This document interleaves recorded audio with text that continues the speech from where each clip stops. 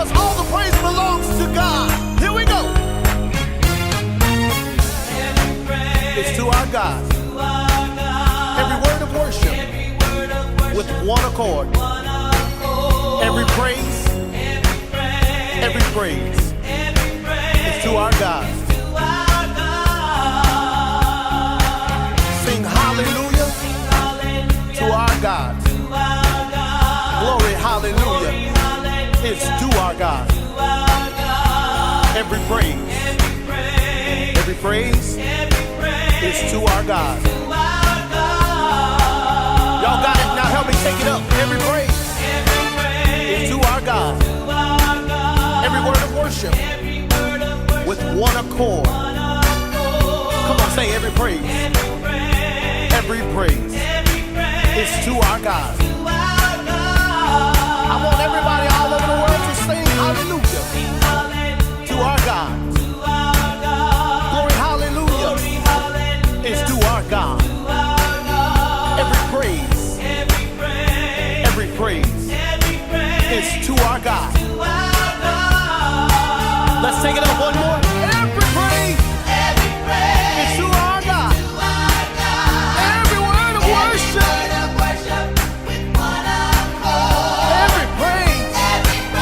Every praise is to our God. Hey, sing hallelujah to our God. Glory, hallelujah. Every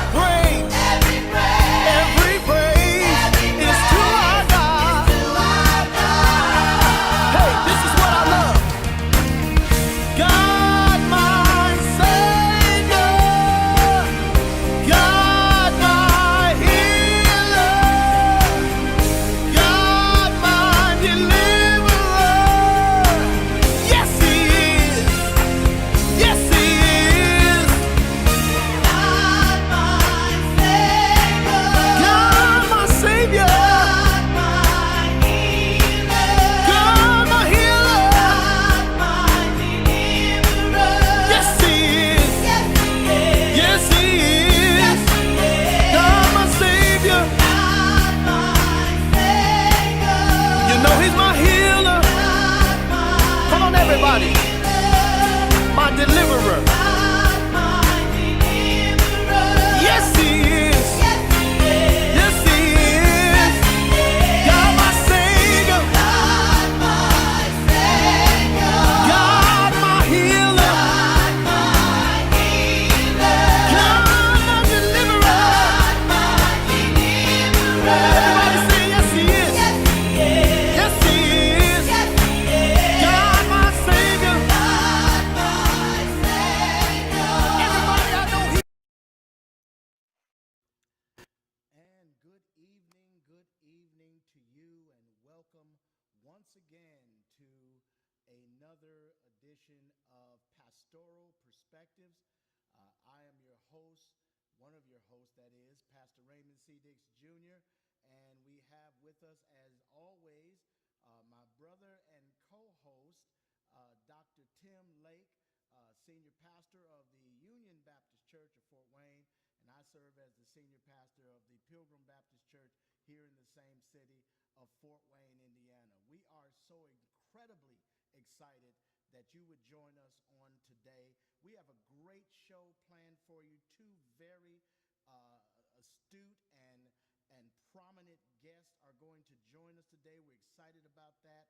And we're going to talk about a topic that's very important. But first, before I do that, I want to greet my brother, Dr. Lake. Dr. Lake, how are you, man? I'm doing well. How you doing, Pastor Dix? I'm doing good, man. Good. It's good to be here again and continue this wonderful forum on the platform that we can. This platform and be able to discuss these issues that are so important and so pertinent to the way we're living today and the circumstances of our lives. Absolutely. Our show is entitled Pastoral Perspectives, Navigating Life in the 21st Century. And so a lot of the topics that we cover are going to be topics that will help you navigate and sail through smoothly as possible life in the 21st century, because there are some differences. There are some things that are happening. So in the news this week has been the murder, the killing of Ahmaud Arbery. And we have, as our very first guest, we want to give him enough time. He's going to have to leave us in about 25 minutes or so. He's a family man. We certainly are respectful of that, thankful that he would come on. But we want to bring in our first guest, and that is Dr. George Yancey. Let's see, let's get Dr. Yancey in our broadcast here. All right, Dr. George Yancey is a professor at Baylor University, sociologist, and if I get this right, Dr. Yancey, you are also in the Religious Studies Department, is that right? Yeah, Institute for Studies of Religion. Institute for Studies of Religion. So, Dr. Yancey, welcome to Pastoral Perspectives. Dr. Lake and I are grateful that you could join us. I want to give people a little bit of background quickly of how I met you. I met Dr. Yancey. He was teaching at a multi-ethnic church planning conference in Dallas, and I sat in his class and was just blown away by some of the things that Dr. Yancey was sharing with the class as it relates to racial reconciliation. I also am Facebook friends with Dr. Yancey, and so I'm also reading a lot of his posts and gleaning a lot of good information from his post. And I came across a post, Dr. Yancey, that you put up regarding Ahmaud Arbery. And you had made 5 points on that post that you thought were important to consider. Now, granted, those posts were before the arrest, and we'll get into that later on, talking about the process that has happened here. But our topic is going to be looking at this Ahmaud Arbery case and the bigger picture of the continual bursting of race into the public sphere of the United States. It's never been off the table, but we get these bursts. So, Dr. Yancey, why don't you share with us what some of the points that you were making in your Facebook post? Sure, be happy to. And I think the first point is almost becoming irrelevant, because the first point is basically, every crime is unique and you have to wait for the evidence to come out. I think the evidence has kept coming out, and I think it's pretty clear. Although everyone's entitled to a trial, and I'm not trying to say, hey, we come to conviction already. I think that was pretty clear on what these men did. So that was just my first point. But as you said, things have changed since then, and even more evidence has come out, and even new evidence that's even in some ways kind of even more discouraging. My second point, I think, I'm trying to get at some of the larger issues that are there. And, my friendships on Facebook run the spectrum from very conservative to very liberal. So, so I hear from everyone. And that's fine. I like it that.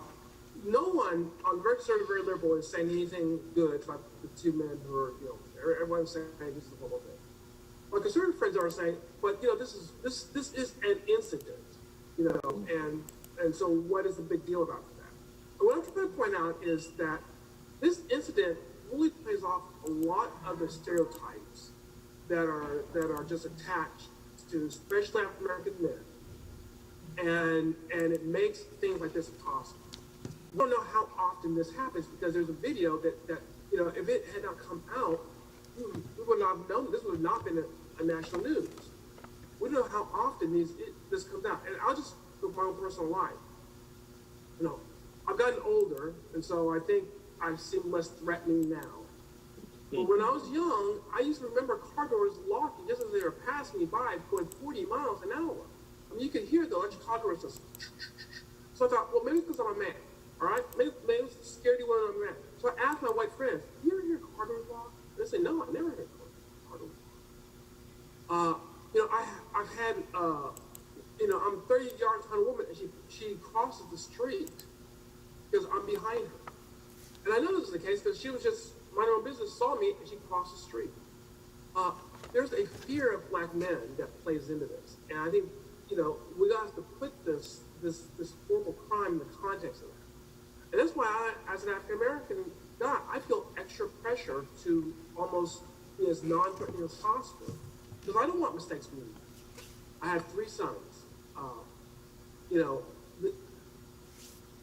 I at some point, and they're very young right now, but at some point, I feel obligated to teach them the lessons that I've learned through life.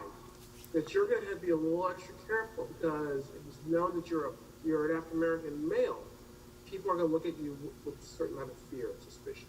I think that that's clearly the case in this sort of situation. To be honest, I'm having a hard time remembering my other points because so much of it has evolved. So I just want to move something that I think is I find very disturbing. Yeah. When I first saw the video, my assumption was that this was the first time anyone had seen the video. And under that context, then you have, the word of 2 guys against someone who's dead. And if the physical evidence doesn't match up, you could almost explain, all right, why haven't they pressed you? Because you don't have all the evidence. They had the video. The video was there. Right. And they did not prosecute the case. It was not before a grand jury. There were no charges being made until the video became action. Right. So these are the sort of fears that we as African Americans have, that our crimes are not being taken seriously. Because everything I could see until the video became public, this was not taken seriously. A young man is dead. Everything, that we can find out about him, I'm sure he's not a perfect man, but everything, he was just a guy who's jogging and staying in shape, and he's accosted. He defends himself. A friend of mine, David French, wrote this great piece, legal piece, on every part of why this was so wrong and how these men were not obeying the law at any stretch of the imagination. If the police officer comes out, has a uniform, has a car, says, you stop, I stop. You should stop too. Everyone should stop. Right? 2 guys with a shotgun coming down and say, you stop. I'm going to run, or if they're close enough, I might try to disarm them because you're 2 guys, you may want to rip me off. I don't know what you want. Right. And so this man, through no fault of his own, is now dead. And to think that color of skin plays no role in this, I think is a naive position that I, as an African American man, I don't have the luxury of having a position. Yeah. And Dr. Yancey, that this is just an innocent mistake. Right. Dr. Yancey, if I could. My race plays a role in it. Okay. His race plays a role. Yeah. If I could, Dr. Yancey, and I want to get hammered down on that point because so much of what we begin to see in these circumstances revolves around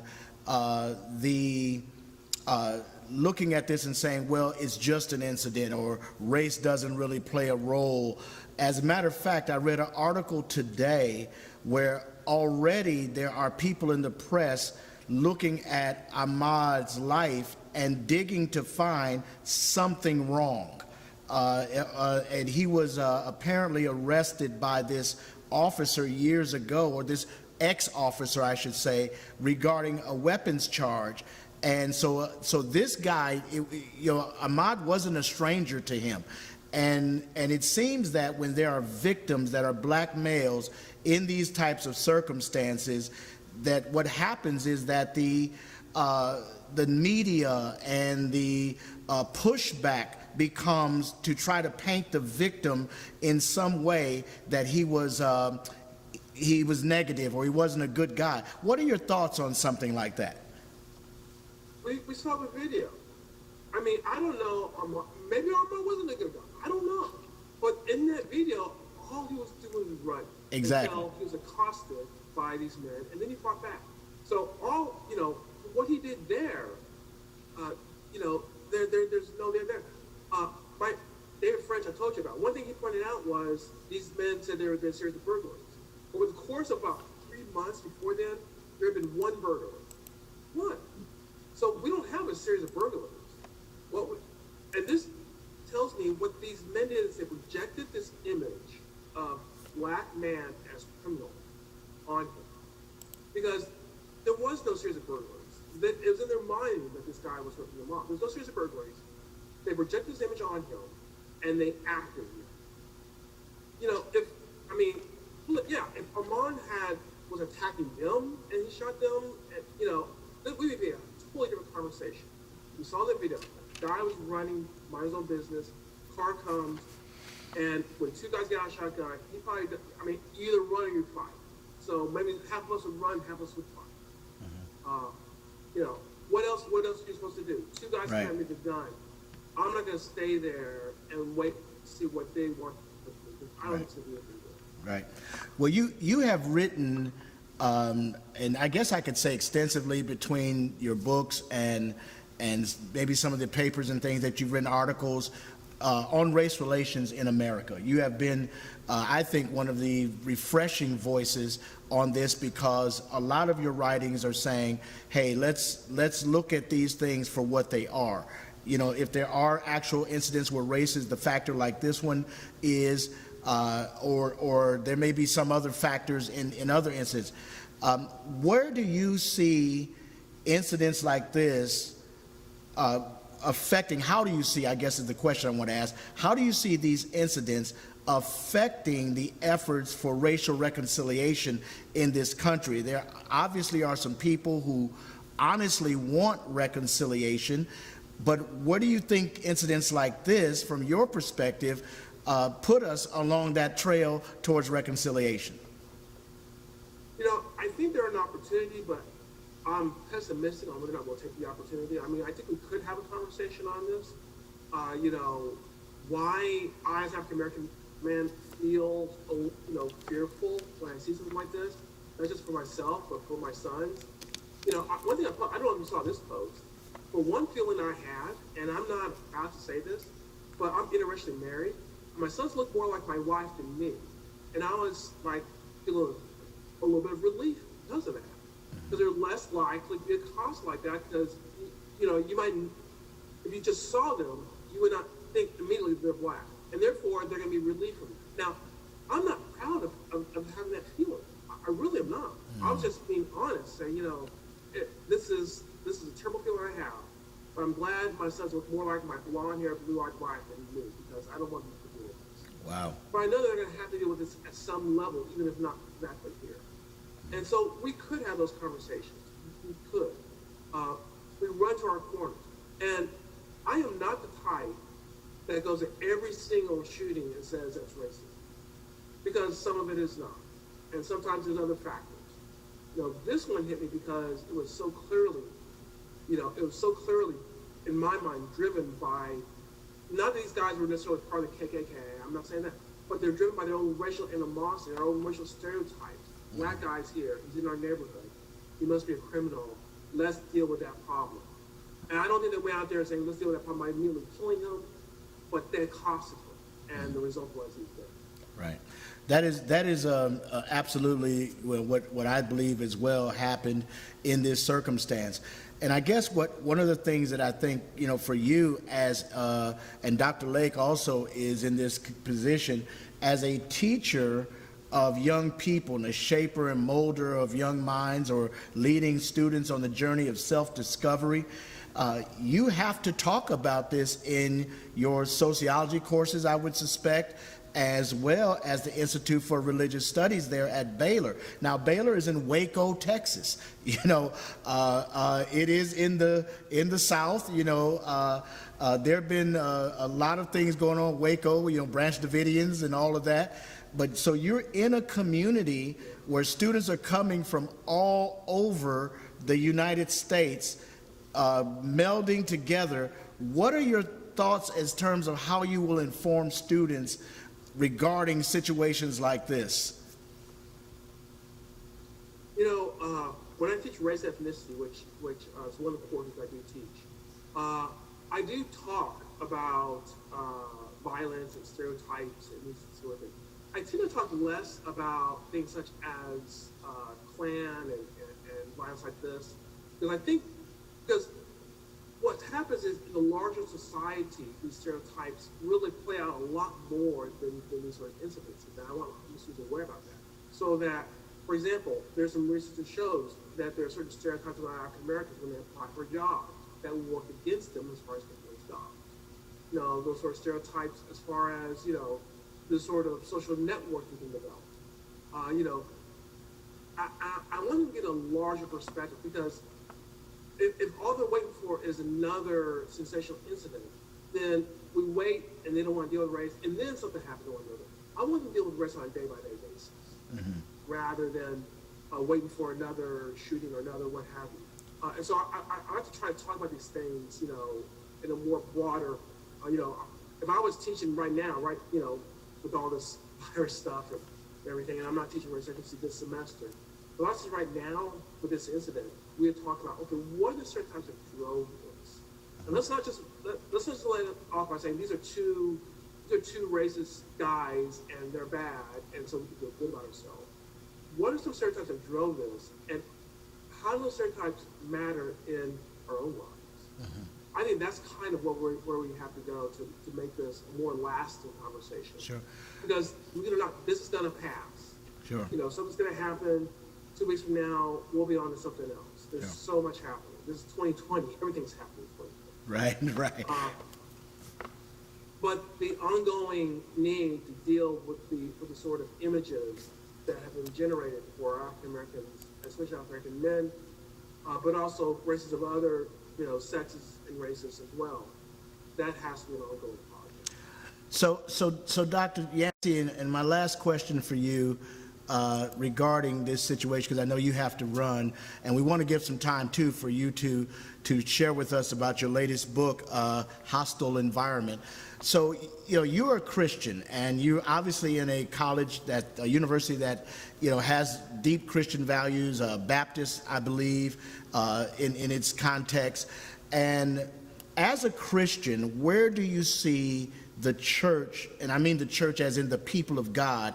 You obviously have white evangelicals, you have black evangelicals, and they feel very differently many times when you look at these types of circumstances.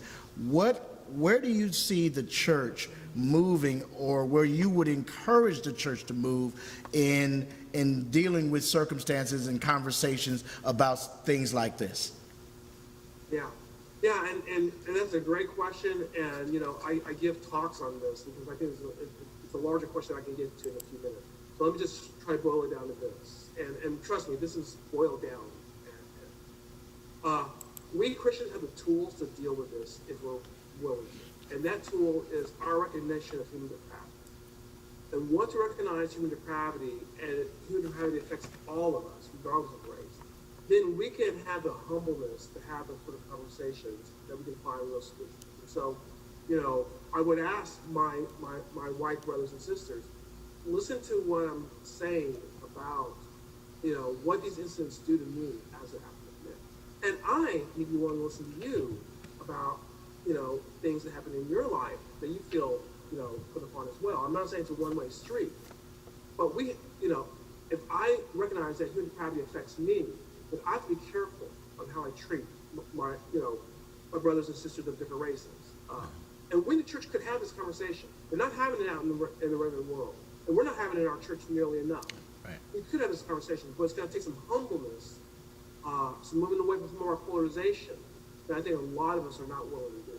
That's right. So that's a very very boiled down point that I come to at the end of my conversation when I have these talks. And there's steps we can look at on how we try to take the mind of the other, how we try to actively listen, how we try to really engage with others rather than just put an image on them and then build with them out of that stereotype. There are things we can do, and it's going to be a long process. But if we did that, then what sort of witness would that be to the rest of society? I mean, right. If we really start having those conversations in our churches, what if the church was the place you go to have a good, healthy conversation on race? Right. We fill up our churches. Right. But it's not at this point. We need to work on that. Right. Well, Dr. Yancey, thank you for spending your time. I know you are a family man and have 3 young boys, and it's getting close to their bedtime. And they keep you busy, I'm sure. But I want you to tell us a little. 5, 3, and 1. Oh my goodness, you just went to the top of my prayer list. So, but you and your wife, right? My wife does too. Right, absolutely. You and your wife to the top of my prayer list. But I want to let you talk just for these last 3 or 4 minutes that you have about what drove you to the book Hostile Environment. Tell us where we can get a copy of this book. I looked on your website. I know that's one place you talk about it. But tell us about Hostile Environment and what that book is all about in a nutshell, Sure. I should say. Mm-hmm. Sure. Yeah. A lot of my newer research has been on anti-Christian attitudes, and as you probably know, we're moving to a post-Christian society, which is another reason why we should get our act together on racial issues, because we really need that witness in a post-Christian society. And so, some of my studies have been on, academic bias and what I call Christianophobia. And so I have some academic research out on that. Hostile Environment is a book written to Christians. So it's not, I don't talk about standard deviations or regression models or anything like that. It's written in a layman's term, talking about, trying to, how we deal with in a post-Christian society where there's a lot of hostility and building a Christian community. I would love to write my next Christian book on what a Christian community will look like. And part of it would be dealing with racial issues in a honest way. Because I think we really need to try to find ways of uniting together in this post-Christian society. And so that's, I discuss, I document, why I'm talking about a post-Christian society and sort of animosity that's there, and then, trying to move into, some ideas we can think about as how we deal with this new reality. So, and as far as getting it, you can get it, from my website, InterVarsity publishes it, Amazon, just the basic places where you buy books nowadays. You don't go to the bookstores anymore. I know. You buy them all online. Christianbooks.com, I think, is also. Great. Well, Dr. Yancey, thank you so much for spending your time with us on Pastoral Perspectives. We hope we can get you back sometime. I know your schedule's busy, but as these things come up, we'd like to check in with you and get your thoughts on what's happening in our world and how we can move forward and try to move forward together. But I appreciate you, man, on relatively short notice coming in and being a part of this on today. So blessings to you and your family. Stay safe, and we appreciate you, and we'll see you real soon, okay? All right. Well, love you. God bless. Thank you, brother. We have with us also Dr. Lake. That was great. Fantastic to hear from Dr. Yancey. He has a lot of rich things to say. Before we get I'll tell you what, why don't you give us kind of what your response to some of the things that you heard him say. We got a couple minutes. We've got a next guest is waiting in the waiting room. We'll get him on and talk about this from his perspective too. Yeah, no, we can have a brief conversation about the reactions and follow up to what Professor Yancey had to say and the way things he laid out on the table. I think he makes a cogent and strong point for the way in which society is perceptive or perceives the black male, and the idea of the menacing black male, the savage in a jogging suit, and so that there's this constant need to surveil the black body and the black bodies in society. And so even when we're doing everyday things, we're always under scrutiny and always under the microscope, because the fear is that anything can pop off at any time. So remember the rash of people calling 911 for people doing things. Right. Picnic in the park. Remember someone going into their dorm room at an Ivy League institution, sleeping on the sofa in a lounge area.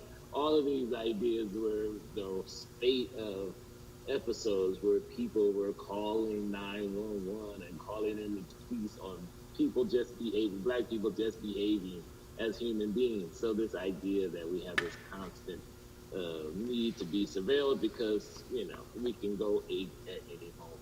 Yeah, you must be up to something. So right. That's in the culture. Yeah, exactly. The thing is, though, that I want to underscore is the collusion between individual biases or individual attitudes, anti-black attitudes, in the collusion with authority and institutional power. So what we have going on here is not just an individual incident of prejudice. So if we focus on the father and the son, we could see that we could say they're driven by certain kinds of biases or anti-black attitudes. But when we see the collusion of those prosecutors who refuse to bring charges, in the delay in executing a kind of justice in this case, that's the collusion of state power. See, that's institutional power. So that people bring together, we tend to think that institutions stand apart from these kinds of biases that we hold as individuals. But see, at the nexus in this case, we see the nexus of race and institutional power colliding together. And this is what we mean by institutional racism, institutionalized biases that have everything to do with the life chances of blacks, the life chances of African American males in particular in this case. Right. And so when we see those prosecutors who look at the same evidence, and so Professor Yancey made the case that they had the video. The two previous prosecutors who didn't bring charges, right, for whatever reason, they had the video, they had the evidence. The state authority had the evidence already. But what they saw in the video is not what we see in the video. Right. And I want a hostile, aggressive black man. Right. I want you to save those points, because when we bring our next guest in, we're actually going to go run down the anatomy, if you will, of what has happened here. And you make some very salient points about how these things come to be. And if we don't pull back those covers, we're going to be in a worse situation. So let's get our next guest in here. He is none other than a very good friend of mine, who is the senior pastor of the Convent Avenue Baptist Church in Harlem, New York. He is Dr. Jesse Williams. Dr. Williams, welcome on behalf of Pastoral Perspectives. And also you have Dr. Tim Lake, who is here with us. Welcome to our show this evening. Good to have you, Brother Williams. All right. God bless you. Good evening, everybody. All right, great. The technology is working. That's beautiful. So, Dr. Williams, thank you, man, for being here. Before we get into our subject matter tonight, the thing that's weighing heavy on my heart and Dr. Lake's heart, and I'm sure many of our viewers, you being from Harlem, which is a hotbed of COVID-19, you're dealing with things perhaps in ministry that you never even imagined that you would have to deal with, and ministering to those wonderful people at Convent Avenue. Tell us how you're doing, man. Tell us how the congregation is doing, and you know what's happening with you.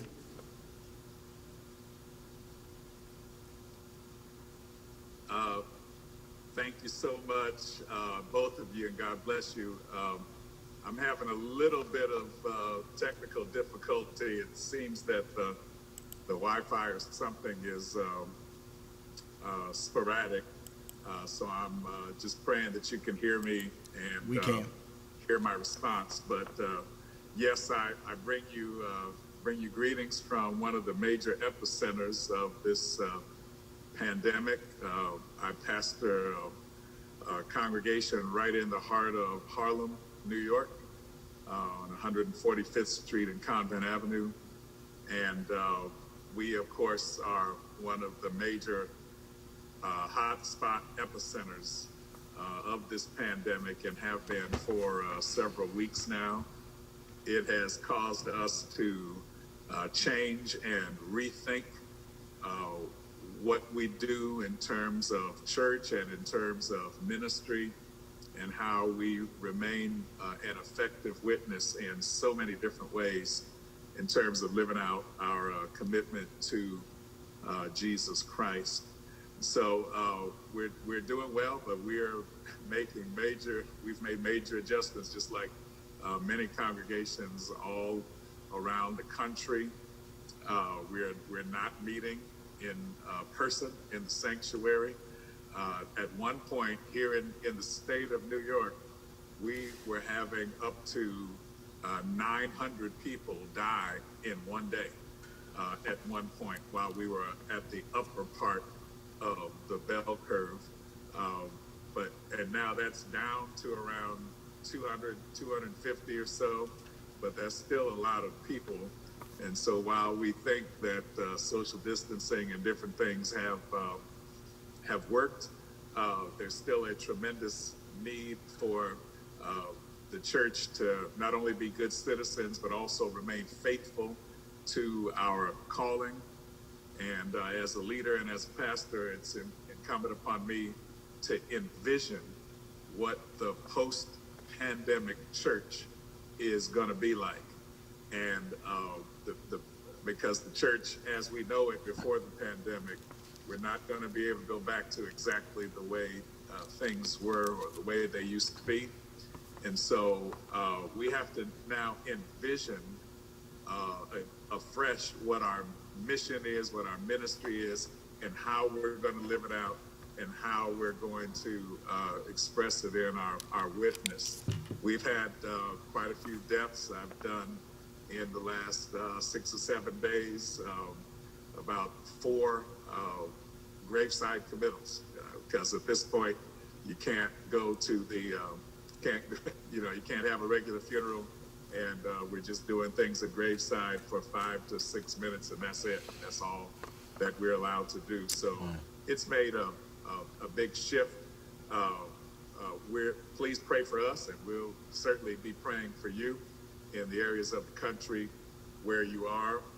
But we're thankful. We're trying to remain faithful to what God has called us to be. And there's still many areas, well, all of the areas of ministry are still very important, including social justice and being a voice in the community and representing Christ in the community the way that we should. We're just having to do it a different way. And so the church has had to learn how to adapt quickly in this environment, and to then just be able to be faithful as we can. And so thank you for asking, though. We're doing fine. We are yet holding on. We are yet doing God's will as a church family, and we're trying to do the best that we can. Dr. Williams, thank you again for that, and we're glad that you and your family and that Convent Avenue family, as well as those in New York, are as well as they are. We know that this pandemic has brought with it, just things that no one could have predicted to be ready for, that the church could be ready for. But we are still, as you just alluded to, having to minister in a pandemic crisis with other elements that relate to navigating the 21st century, navigating life in the 21st century. That's really what this show is about. How can we help in that area? And so we're talking today about Ahmaud Arbery and the circumstance in Brunswick, Georgia, a young 26-year-old, I believe, African-American black man who was brutally, in my opinion, just murdered on camera, something that has certainly shocked me. I can say, I don't want to speak for anybody else, but I had a visceral, physical reaction to seeing that videotape. I understood what Malcolm X had said in his words, that when the bombing of the 16th Street Baptist Church in Birmingham, and seeing the bodies of those 4 little girls being brought out of that church, how physically your body reacts as a black person. And so in light of all of it that's going on with the pandemic and everything, that's one element that we must deal with. But we want to get your thoughts on, as you've come to look at now this issue. There are 3 things that we have right now. And 1, we know there's a crime committed. 2, we know that there was at least potentially looks like an institutional cover-up. And 3, we now have an arrest, and the justice system is going to be watched carefully. So first tell us, Dr. Williams, what your thoughts are about this situation involving this young man, Ahmaud Arbery, and his family, obviously.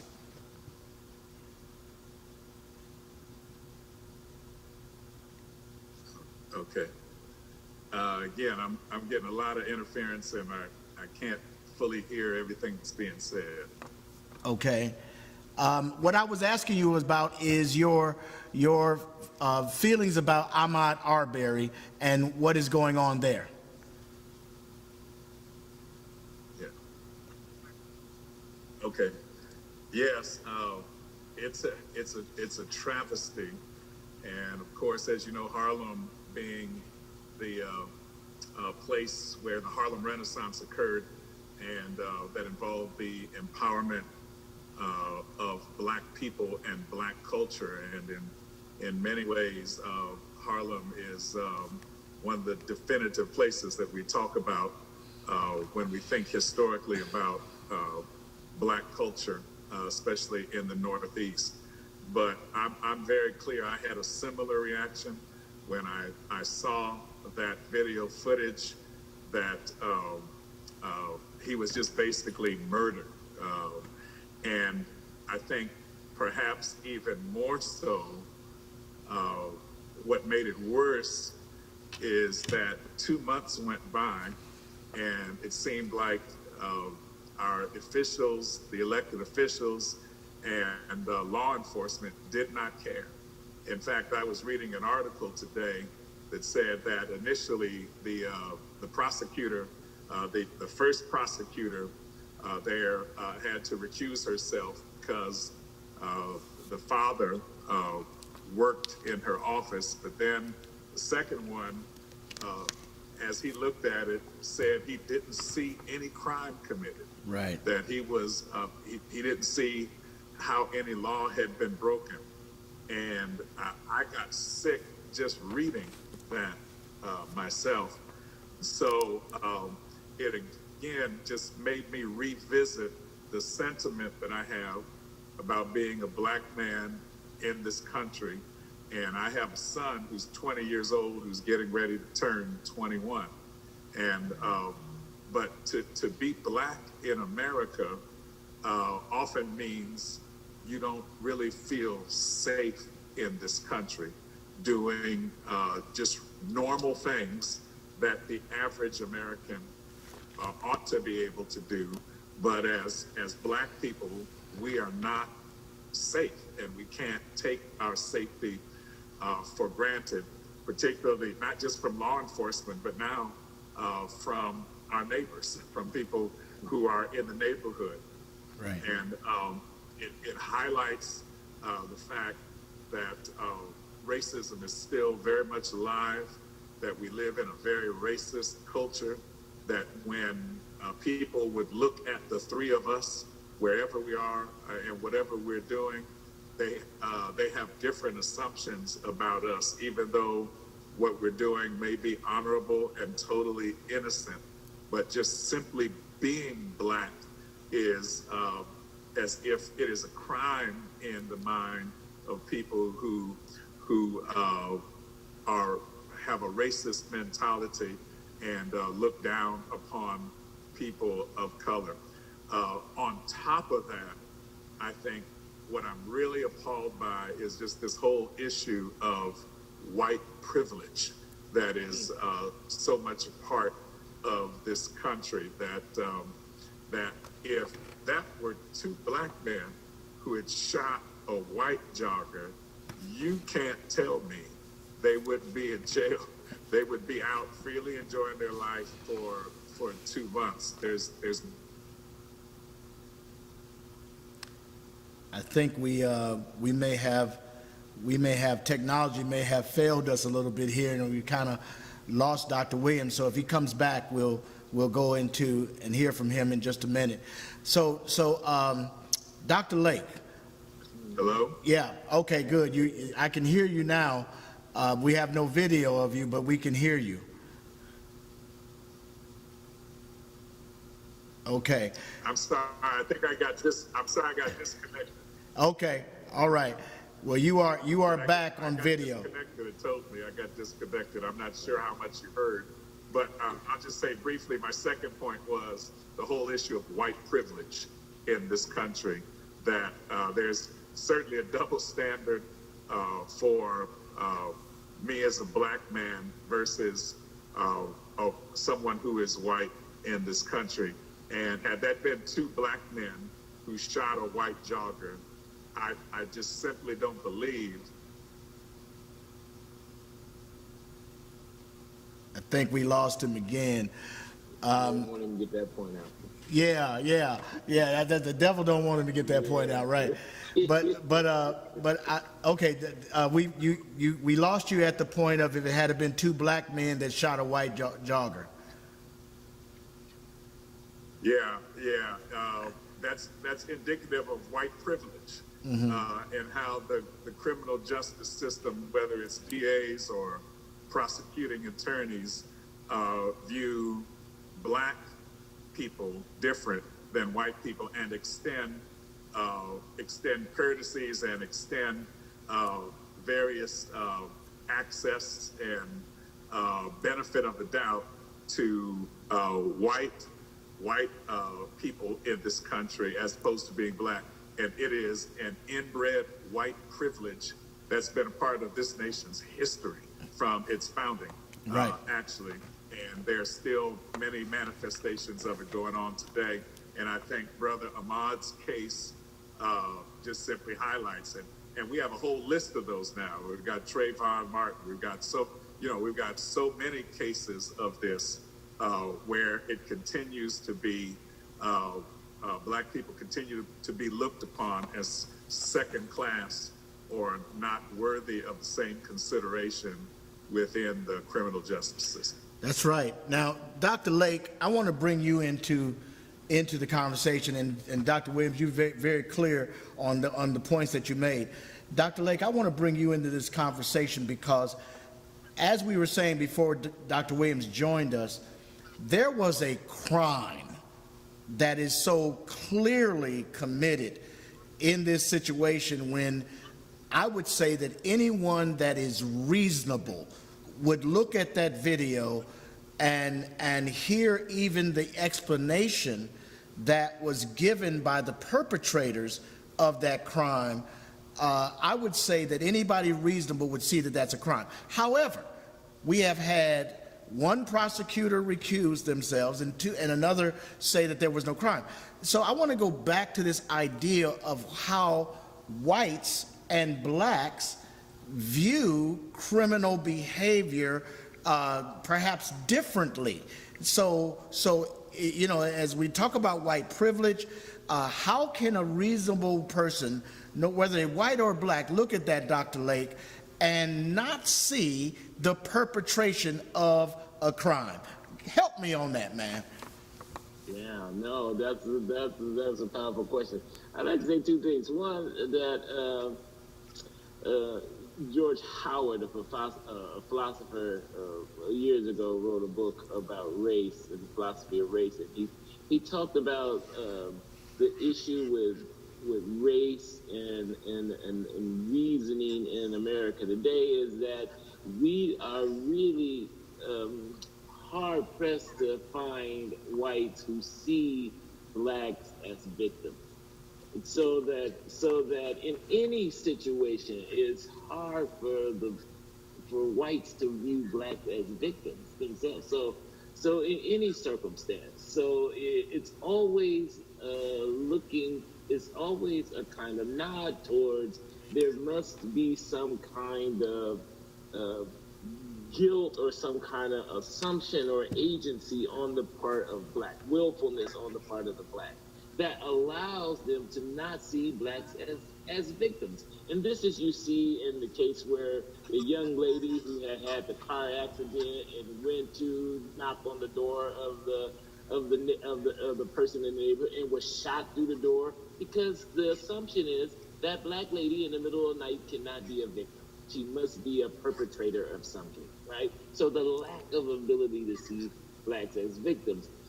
that means that that the sympathy always goes towards the actor in the case. So if if blacks are not victims in the case where there is a black body left bleeding on the ground, then the sympathy goes towards the one who may have done the deed. So in this case, the McMichaels are getting the sympathy, and because the black boy couldn't have been the victim. I mean, because there's no victim there. So the sympathy goes towards white people. Why? Because they legitimate their assumptions about blacks, legitimate their fears that go with those assumptions about black, and legitimate their reactions to those fears and those assumptions. So you have an idea in race theory, the contemporary race reasoning. Dinesh D'Souza wrote a book on racism, and he said that what we have in America is not really any more racism because of the success of the civil rights movement, but what we have is a rational racism. And so he says that rational racism is different because it's based on the facts that you have before you, the facts that you have at hand, and making judgments based on the facts that you have at hand. If you see a random black man running through a neighborhood where you don't recognize him, and you have the assumption that blacks are prone to do criminal activity, and there's been criminal activity in your imagination in the neighborhood, and the neighborhood is not safe anymore, then the assumptions that you make are based not on racism, but on the facts of the matter. And those facts then that are brought to bear to then lead to these kinds of actions. The question is, how do you undermine those facts, those quote unquote facts, or those assumptions? Right. And so if you're sympathetic to the McMichaels, then you'll say, well, a reasonable person, and this is your question,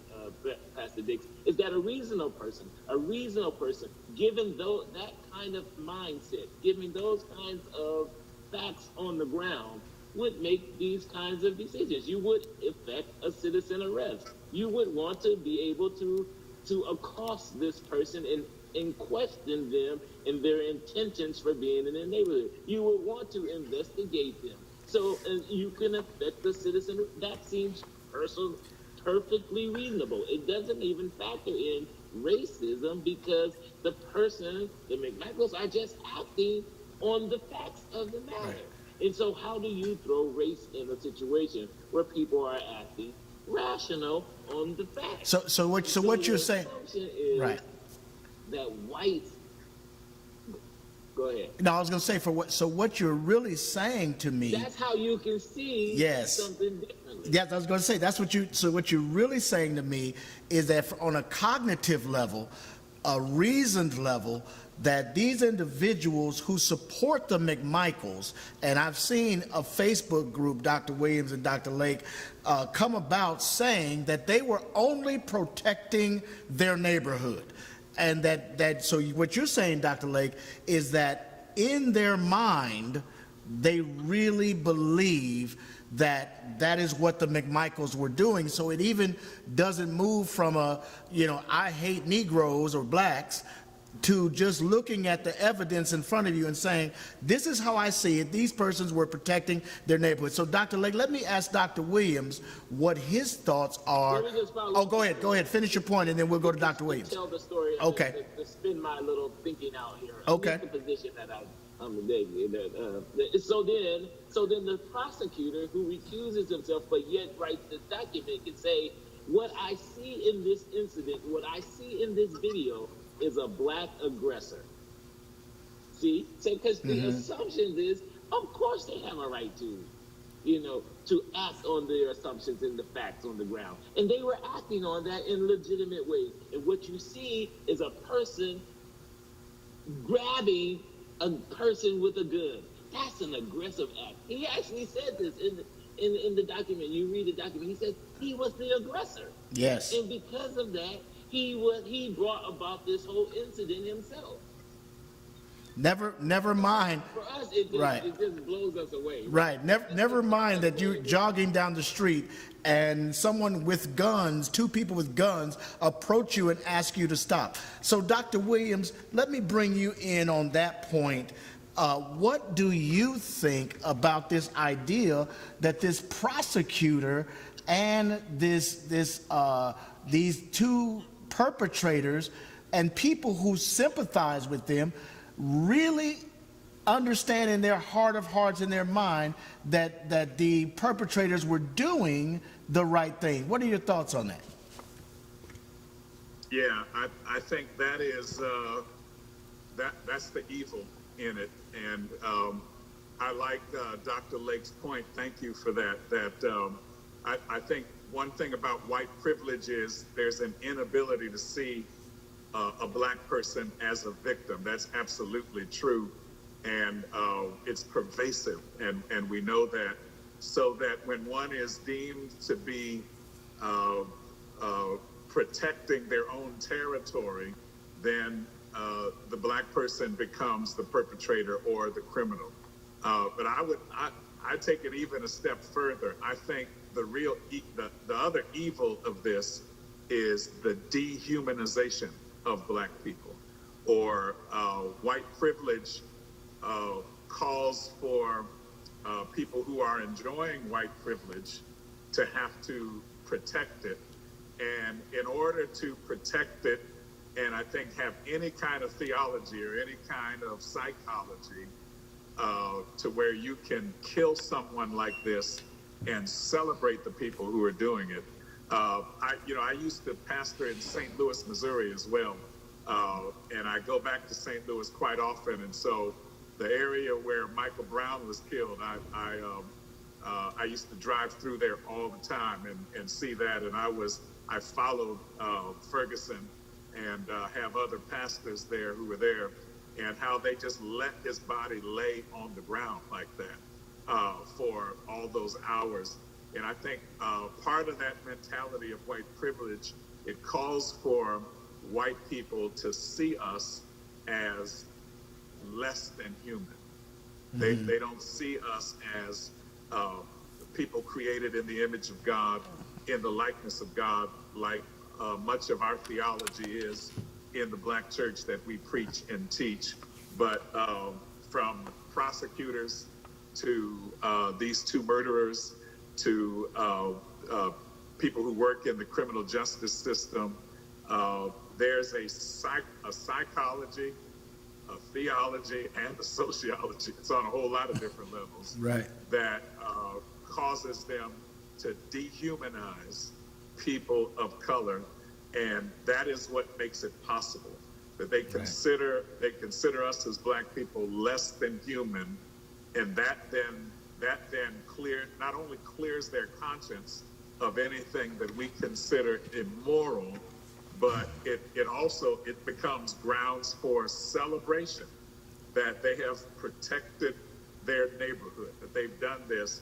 And so the act of protecting their neighborhood is of higher order for them than seeing Brother Ahmaud as a human being, as a young man who's created in the image of God, and a life that is valued and cherished, and that he has a family, he has a mother, that he has a future, that all of those things. So it is, to me, at the heart of it is the dehumanization. And whenever that racism inherent in white privilege reaches a point where white people can begin to dehumanize people of color, black and brown skin, then they're almost capable of doing anything.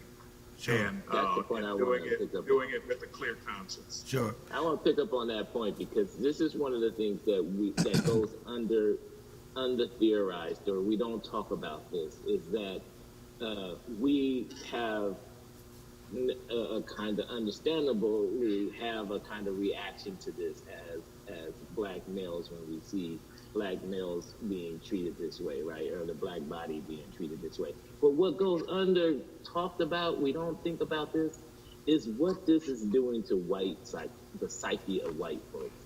right? So there is a something that is happening to white people when these things happen. How do white people talk to each other when they see these kinds of, I mean, because it's everywhere. The video is everywhere. So what do you say to your white son when an image like this happens? Do you say to them, do you not have the conversation with them about how you are to conduct yourself and to behave in the world, how you are to see and construct your own version of your own humanity yourself?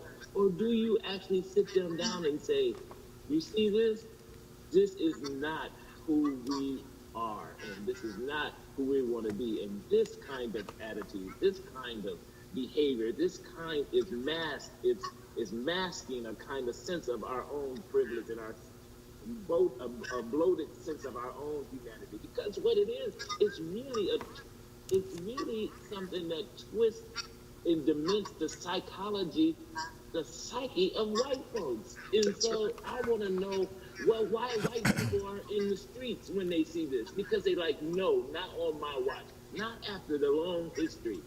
400 years of enslavement in this country, right? Not on the long history of what we've gone through in this city, not on the long history of our race and our, not on that long legacy will we allow this not to be a lesson for also the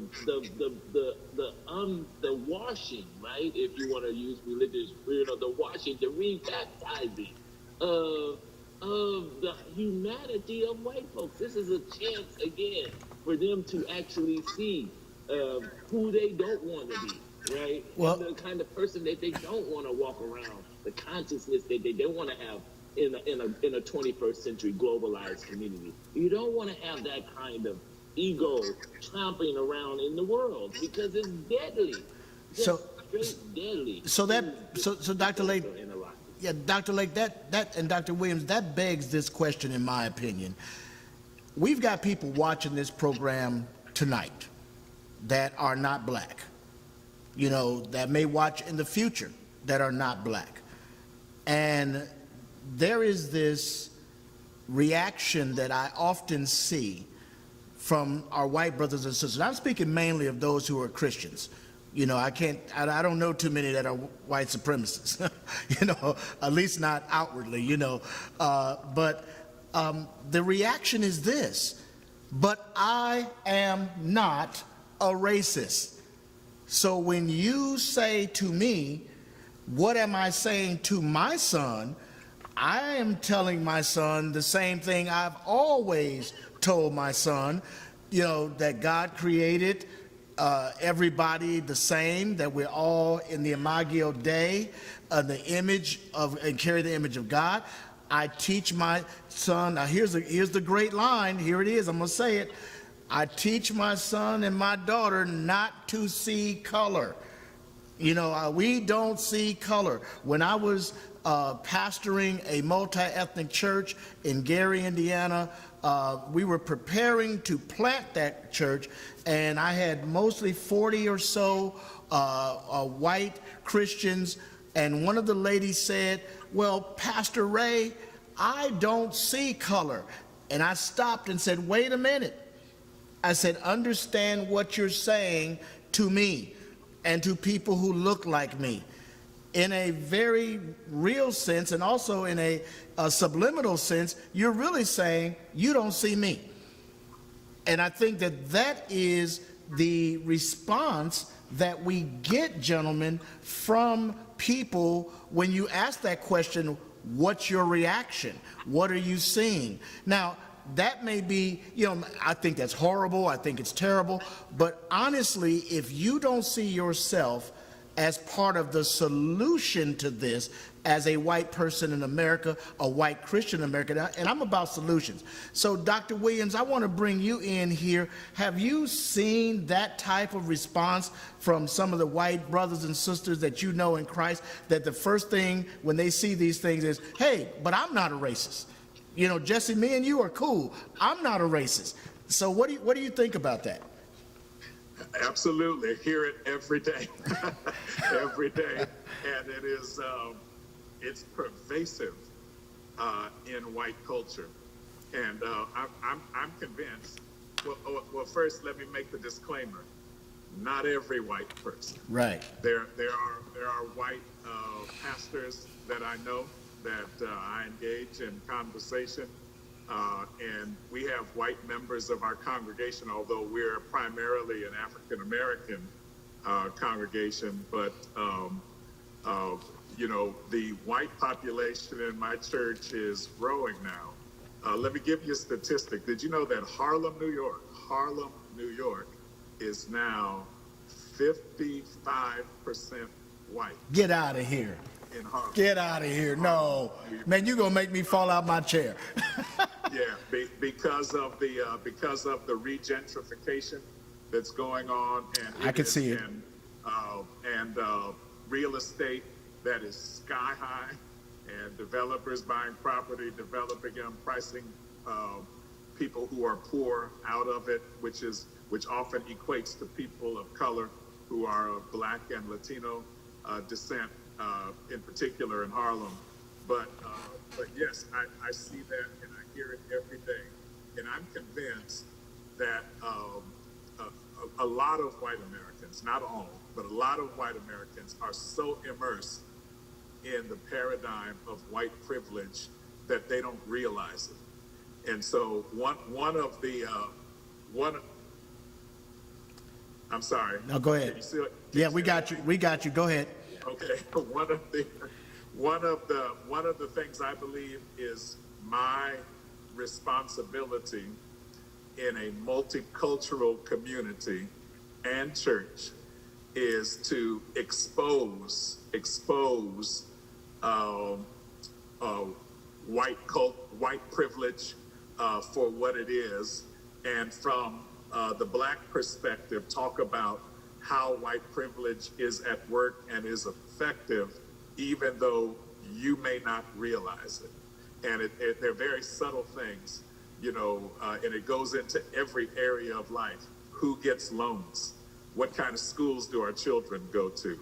All of those things, the issues of poverty, issues of healthcare, all those different areas, white privilege is a part of it. And so part of what I do, try to do in my conversation as a pastor in Harlem is to try to kind of pull the covers off of that, to help people discover what that is and how it affects the whole community.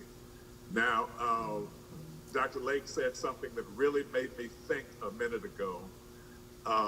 The other piece, and I wrote it down while you were talking, the other piece is the way Black people sometimes treat Black people in our community. The issue of Black on Black violence. We have, in essence, our own system of racism, even within the Black community, and I'm putting that in quotes, of course, because we're making a hermeneutical leap. And I am making a hermeneutical leap at this time, but it's well documented, Dr. Dix, in our history that you're light skinned and I'm dark skinned, and that even though you and I are friends, the light skin, dark skin thing might be, and it's not only that. I'm saying it tongue in cheek, so a little bit, but the issues of Black on Black crime and the crime that happens in Harlem, where it is people of color robbing people of color. Now, are there sociological issues and poverty in the community that may have shaped that? Absolutely. But one of the things that white people that you're talking about say, if they say, I don't see color, I don't have a problem with you, et cetera, et cetera, et cetera, when you start to press that argument, they'll say, well, you all are doing it to yourselves. Right. And, a prime example is the N-word, right? Mm-hmm. That, it's well known among hip hop culture now, we can say the N-word, but y'all better not say the N-word. You just better not do it. Right. And there are a lot of social and cultural reasons for that. that Dr. Lakewood can probably address much better than me. But part of the justification psychologically for their paradigm of saying, I'm not racist, I don't use the N-word, but y'all use it, y'all call each other the N-word all the time.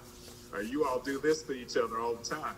And what about that? And so it becomes, again, another psychological justification to keep up this facade and myth of white privilege. Sure. A lot of the backlash we're seeing in the country right now, and if I'm stretching it too far, Dr. Dix, let me know. But see, I believe a lot of the racial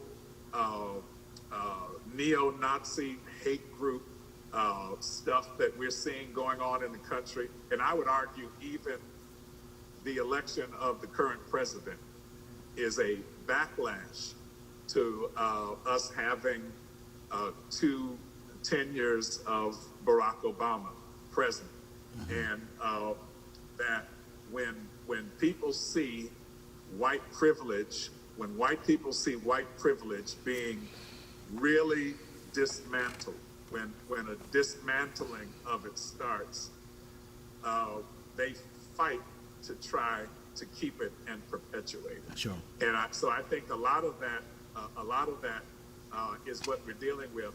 And the people who say they don't see color, they may not. They may really mean that. They just don't know what they're saying. Right. I think they may really mean that, but they don't understand that they are benefiting from those types of ideologies, whether they believe it or not.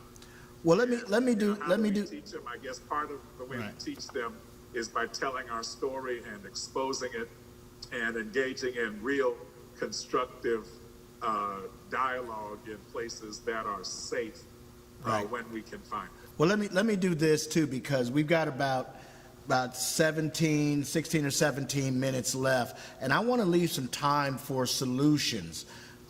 Because I got some thoughts on what the solution to this is. But I want to go to you, Dr. Lake, and try to ask you to do this in about 3 minutes. I'd like for you to talk about this terminology. So there are white people that are offended by the term white privilege. They will say to you, I can't walk down the street on the south side of Chicago without potentially being accosted, but you can.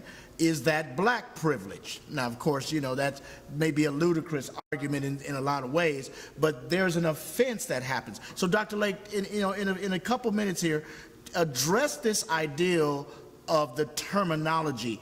Is the terminology white privilege working for us or against us in terms of resolving the racial conflicts in America? So a part of what white privilege grants whites is the right to question that kind of thing, right? So that's a part of white. That's part of the privilege, right? For example, the underlying notion there is somehow that they should have universal access to everything, right? Just to follow your example, like as if there should be nothing that is off limits to their ability to have access to it. This is the thing about it. See, people who have been not under a delusion of having a blanket privilege, right? Being able to walk in any space anytime they want to, being able to claim access to anything anytime they want to, being able to see themselves projected in any way that they want to see themselves projected, to be able to consume other people's culture, right? Other people's effect and products at any time they want to. That's a privilege, right? And so if you are used to seeing that and being in the world that way, for someone to say this space right here you have no access to is an affront, right? Mm-hmm. Can be seen as an affront. But people who are used to having a sense that there is a limitation to an individual's ability to be in certain spaces and time, right? It's people who are accustomed to that understand that. So for example, for me to say to women that they don't have an experience in the world because of their gender that I can't have access to is the height of chauvinism, right? Patriarchy, right? There is a phenomenal experience of being gendered in the world gendered female in the world that I don't have access to. At that point, I am a learner from women. I have to sit down and listen to them and hear what they say and learn from them. Now, what makes me human and what connects us at the human level is that I can empathize. I can have sympathy with them. I can join in with them to the degree, but I cannot have that experience as a unique, phenomenal experience. But when white people who argue that argue for a flattening out of access to every space and every experience and every circumstance, that is a privilege. That's a privileged ego strutting around in the world.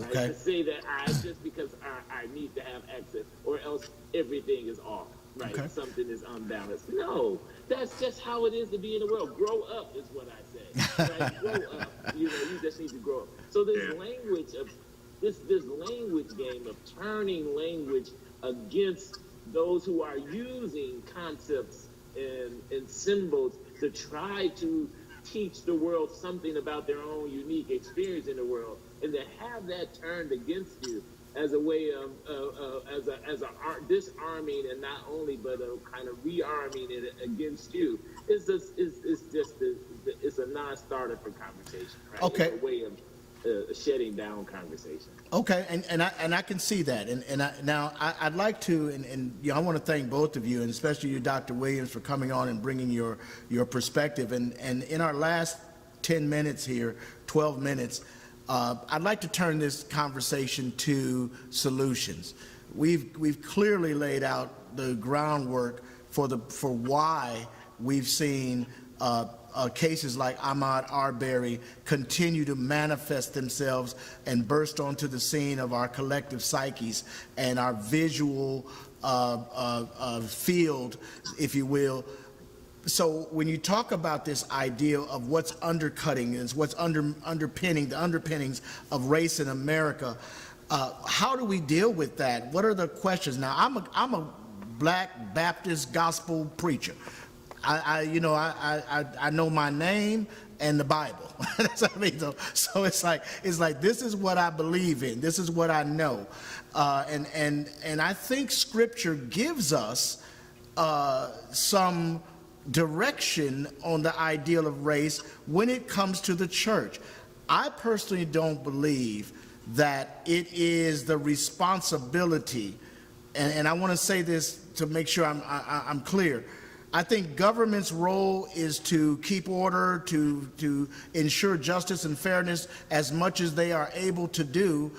But I think the church has a unique role in reconciling human beings, first to God and then to each other. And I'm wondering if we have the will, the collective will, meaning those of us who are in the Black evangelical context and those who are in the white evangelical context, to actually look at what our Scripture is teaching us as it regards to reconciliation. I see Paul saying things like, I don't regard any man according to the flesh, those kinds of things. But I don't see this lived out, and I think it hurts the testimony of Christ, where you have what Dr. King and others before him even said, the most segregated hour in the world is Sunday morning at 11 o'clock. Dr. Williams, what does the Scripture give us direction in how to resolve issues like those things that underpin racial activity in our country, and those unspoken attitudes that manifest and come out in cases like Ahmaud Arbery? Yes, absolutely. I think that well, it's textbook what Dr. King envisioned, who I believe is one of the most profound prophets that this country has ever seen.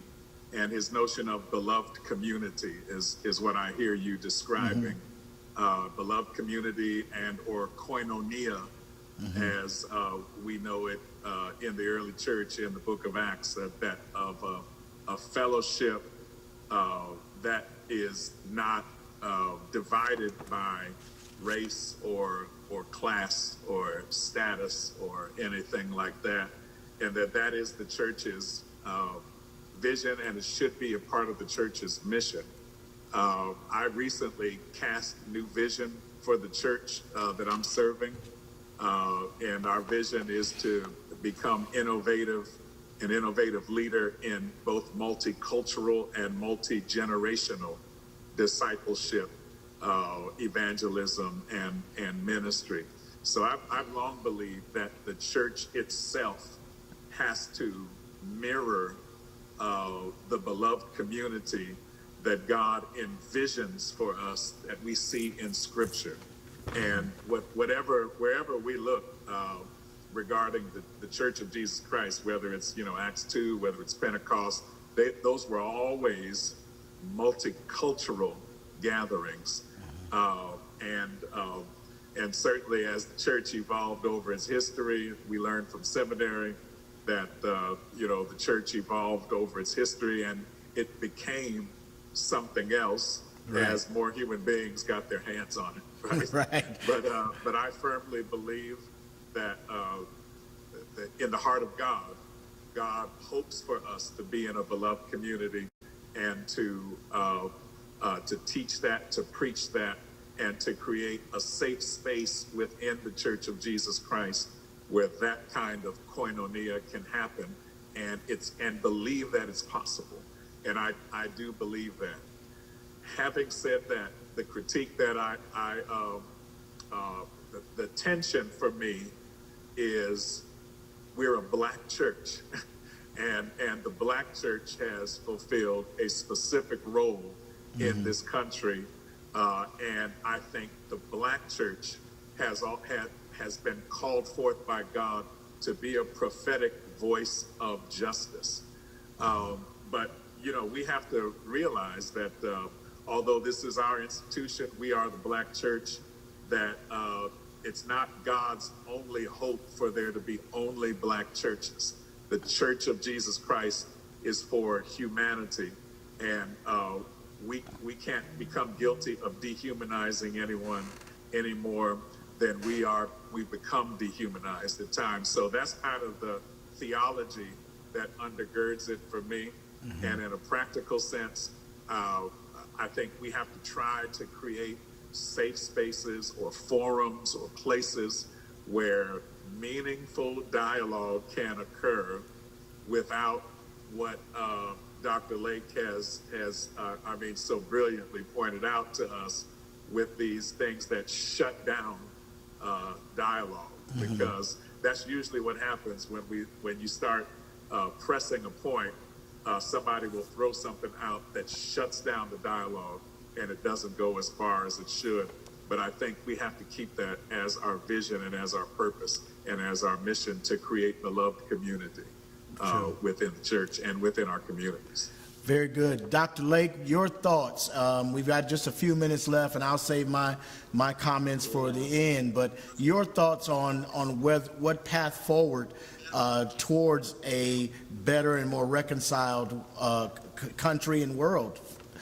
Yeah, no, I mean, we have to continue to push up against institutional barriers to people living full and flourishing lives. We have to push those barriers. We have to speak truth to power in that way. We have to hold systems accountable. We have to argue and insist on a kind of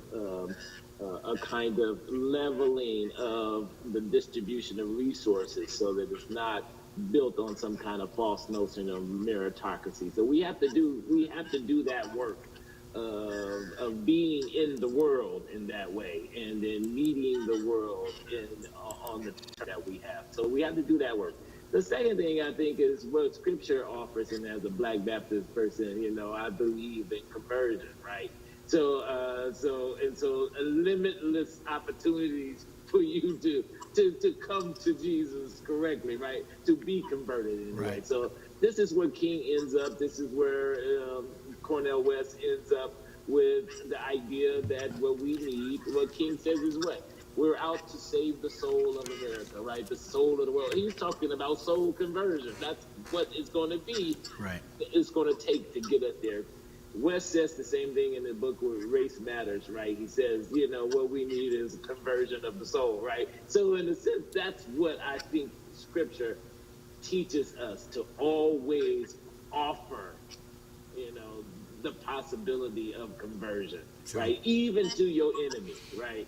To hold out the possibility to the end that they may, change and they may be converted. And so for me, the possibility of conversion to me doesn't necessitate, and this is for me, it doesn't necessitate a loss of ethnic distinctiveness, right? It doesn't necessitate, you don't have to stop being ethnic in order to be human, right? So I always say that it is bad. It's a bad ethnic person who is narrow in their ethnicity, so narrow in their ethnicity that they don't see that their ethnicity actually connects them to other human beings, right? That's so right. When you drill down into the particularities of yourself, when you drill down to the best of what it means to be African American, is to be connected to others. That's the best of our tradition. And that's what I'm talking about, right? So vulgarity and ethnic vulgarity leads to atrocities and racial hate and all of that other stuff. But the best of what we are, right, connects us to other people. You can't have Black culture without having an encounter with other folks, because culture itself is produced out of bouncing in between and connecting with other cultures. So when you only know that when you drill down to the best of your culture. You can't have jazz without old world artistic sensibility meeting new world instrumentality, right? The trombone and all of that stuff, that's new world instrumentality. But the central rhythms are old world rhythms. That produces music at its highest level. That's what I'm talking about. That's what happens when you see drilling down of what it means to be ethnic. So you don't have to stop being ethnic in order to be the church. And I see the church in the Bible and through the examples as always already multi-ethnic, polyphonic, multiple voices, multi-ethnic in a way, and still having to stumble over some hurdles because it's not flattening out in terms of the social justice issues. We still have early Christians owning slaves and having servants and all of that other kind of stuff. The legacy of injustice still reigns. The treatment of women and all of that other kind of stuff, right? It's still there. So there's still some work to be done on the ground. But all of it is in the mix. And so how do we hold this thing together in our deep diversity? That's the challenge. Sure. Right? Not to ask for a kind of homogenized Christian. No. I mean, we are beautiful rainbows in of ourselves, and that's fine. And so, but the thing is, how do we stay together? In our distinctiveness. That's Paul's challenge, right, to the church. Yeah, and listen, both of you gave great answers, and I support 100% what you're saying. For me, the issue has transmorphed in my life after 25 years of pastoring in a 85-90% black city. We planted a multi-ethnic church in downtown Gary, Indiana. And I think, Dr. Lake, we'll probably need to do a program on this because, you can't condense this answers into 15 minutes of where we go forward from here. I can speak to one specific experience in a congregation, Dr. Williams, that was 50% black, 35% white, and 15% Hispanic. So we were truly by measurable standards in the multi-ethnic church world, a true multi-ethnic church. If you got over 20% of what would be the minority culture in that particular building, whether it be white minority or black minority, you are truly multi-ethnic. Now, the experience that I want to just kind of share is we were looking at remember a few years ago when the 5 Dallas police officers were killed right after Alton Sterling and what's the other, Philandro Castile were murdered, and then you had 5 police officers in Dallas killed. It was a horrible week, for America. I think a horrible week for the world, a horrible week for our country, a horrible week for the church. And I was a multi-ethnic church pastor who had people in the congregation who supported every move the police made. Then I had people in the congregation who, and Dr. Williams, you may experience this, who might say, the police have always been an occupying force, not to protect and serve, but an occupying force in our communities. And then I had those who were torn between that issue because they could feel, on the one hand, my Latino brothers and sisters, some of what the black folks was talking about, and then on the other hand, they can kind of feel what the white folks was talking about. And so that was our dynamic. So what we ultimately rested upon in the entire framework of making that church work was this: we are all equal at the foot of the cross.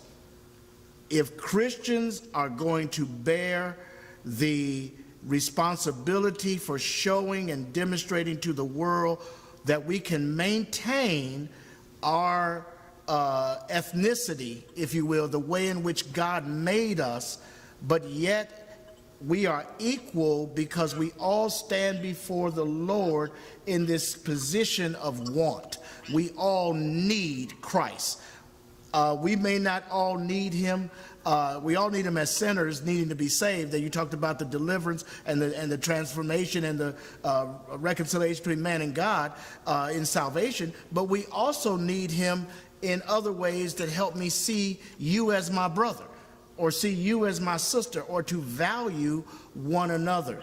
And I'll tell you the hardest thing, Dr. Williams, that I had to do as pastor of that congregation. We had to manage culture on a daily basis in a way that people never even could see. As a leader, we had people that were fighting on Facebook that I had to intervene and say, what do you think the world is saying as you combat one another, black and white, on Facebook before the world, and everybody knows that you are believers? You can't resolve this in this public manner. Sit down, have a cup of coffee, talk to one another, not to one another, in the ideal of, in the spectrum of social media. So I think that until those hard conversations are a part of the dynamic of the body of Christ, we see preaching around the issue. We see teaching around, we see conferences that are saying, oh yeah, we're all together, but the actual nuts and bolts of being able to have those tough conversations and to ask ourselves the question, does our relationship with Christ draw us to this connectivity that you spoke about, Dr. Lake, that I can't be my fullness as a black man disconnected from everybody else. I can't have my fullness in humanity as a white person disconnected from everybody else. And so I think that is part of our pathway forward that we have to consider. So I'll leave the rest to, maybe we'll have a show that deals with this issue. Maybe Dr. Williams, we can get you back to be a part of that discussion. But even I think we need to get some white pastors that will come on our show and look at saying, hey, how do we get forward? We need our young men to live. We need people to see value in us. And we needed to begin with dismantling this idea that one person is more valuable than the other based on the color of their skin. And if the church can't do that, we certainly can't expect any government official to make that happen. And so I think our dependence needs to be back on Christ and less on the government. So gentlemen, our time is up. We're a little bit over time, but Dr. Williams, I want to thank you. Now, before we go, I want you to tell us and our listeners how to get a copy of this book. Let me see. I want to make sure people can see. It is called A Remedy for Itching Ears, Christian Doctrine Remixed for a New Generation of Believers. The author is our guest, Dr. Jesse T. Williams, Jr., pastor of the Convent Avenue Baptist Church in Harlem. Dr. Williams, tell us how we can get a copy. Tell us a little bit about your book and tell us how we can get a copy of it. Okay, thank you, Pastor Dix. Just very briefly, my book is a book about Christian doctrine and belief. As I went through the doctrinal beliefs of the church and the articles of faith, which is what most Baptist churches use, I historically found out that they were a couple of things. They were all written by white males, and number two, that they were all written by clergy and written for clergy. And I developed the thought process, number one, that as Black people, we have a lot to say and contribute to the conversation about doctrinal beliefs of the church that were not a part of that foundation. And then secondly, that they're written in technical and theological language that scholars use. And I believe that lay people in the pew, as well as younger generations and millennials, needed to understand our doctrinal beliefs. So the question is, what do we believe and why do we believe it? That's what one of my members asked me in Bible study one day. So I went through all the articles of faith. I taught my church through it for a little over a year. I did what's called a remix of the articles of faith, that is rewriting them in language that speaks more to younger generations and to lay people. So I took out some of the heavy technical theological jargon and replaced it with language. It's kind of like when you remix a song, when an artist does somebody else's song that's an old classic, but they do it and put a new slant on it. It was a similar thing. Sure. And so anyway, I did that for the purpose of sharing the church's doctrinal belief and infusing a Black theology as a part of the conversation, and also infusing language that would reach lay people and a younger generation of millennials, and not just trained clergy and scholars. Right. And so that's essentially what I did. I took all the articles of faith and did that. And then I looked at some other contemporary issues like, what is social justice? What are the spiritual gifts? What are these different things that are debates now in the church going on to try to, again, create that platform for discussion and learning and education. You can get a copy of it by you can go to our church's website, which is conventchurch.org, www.conventchurch.org. And you can inquire there, send a message. We will send them out to you. We send them out to churches all over the country, using them for Bible studies and people training ministers, training deacons who are going to be ordained, or just using them generally within the congregation. And so you can get it. Check our website, conventchurch.org. Send us a message, and or you can direct it to me or to my executive assistant, and we can send you however many copies you need. But that's what it's about. Thank you. Pastor Dix. You're welcome. $15 is the cost for this book. I have read it, and I'm telling you right now, it is a moving book to help me. It helped me understand as a longtime pastor some of the things about the articles of faith that when I got to that really technical theological jargon, I kind of said, oh yeah, and that too. So it cleared up a lot of things that I think it'd be great for people to do.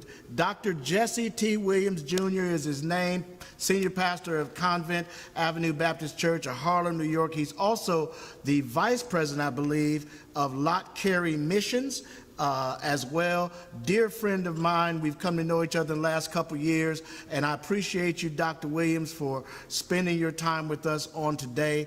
Dr. Lake, thank you as well, my co-host for this. You always bring deep insight for us. And Dr. Williams, if you've ever heard Dr. Lake preach, I can promise you this, that for about the first 10 or minutes or so, you'll be like, where is he going with this sermon? And then he will say the words, I bet you wonder what all of that has to do with this. And at that point, man, you're going to be on fire, okay? Because he's going to bring it all together. And I appreciate my brother in his ministry at Union Baptist Church. And so we want to thank all of our visitors today, our guests who have been with us through this whole program. Next week, Friday, we'll be back at our regular time, 7 p.m. Eastern, 6 p.m. Central. Set your calendars. Share this with your friends to watch Pastoral Perspectives with Dr. Tim Lake and myself, Pastor Raymond C. Dix Jr. Dr. Lake, anything you want to say before we take off? We're praying for my brother and his congregation out there, and of course the great people in the great city, the great state of New York. And we don't give up hope. We might get Harlem back, you know. I sure hope so. I know that's right. So, Yeah. God bless you. Thank you so for much. writing that book. That's a great book. Yeah. It blew me away, 50%, of over 50%. So anyway, we thank you all for joining us, and we hope that you have a blessed weekend. Remember to worship the Lord online. If you're online, your church is online, continue to support the ministries of your church.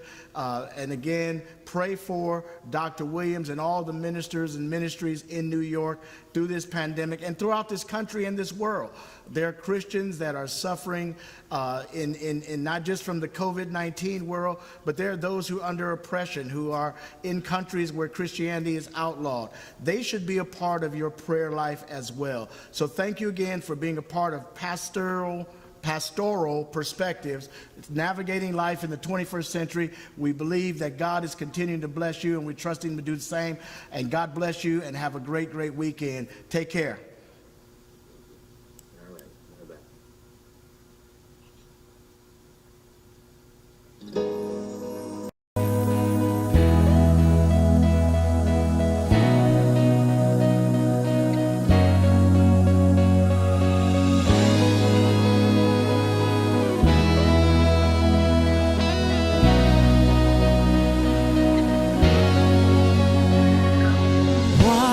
Turned into wine.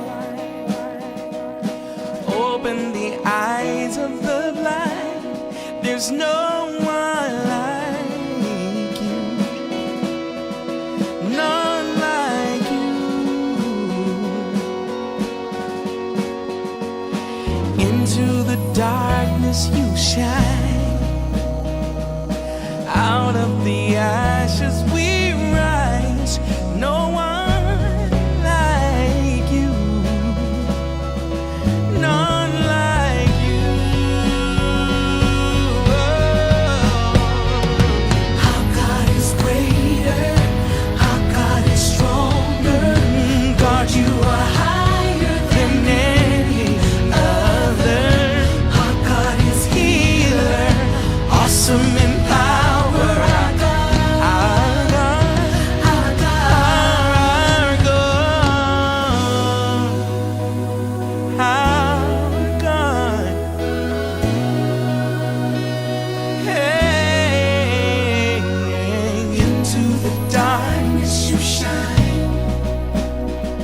say